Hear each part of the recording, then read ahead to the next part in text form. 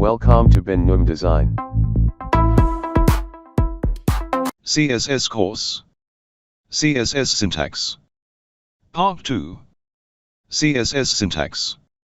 A CSS rule set consists of a selector and a declaration block. The selector points to the HTML element you want to style.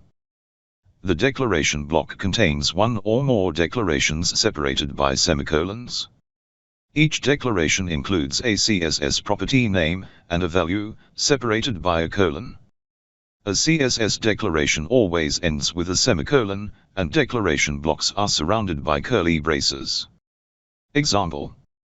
In this example, all P elements will be center-lined, with a red text color. CSS comments. Comments are used to explain the code, and may help when you edit the source code at a later date. Comments are ignored by browsers. Example. A CSS comment starts with /* and ends with */. Comments can also span multiple lines. Thanks for watching. Subscribe my channel.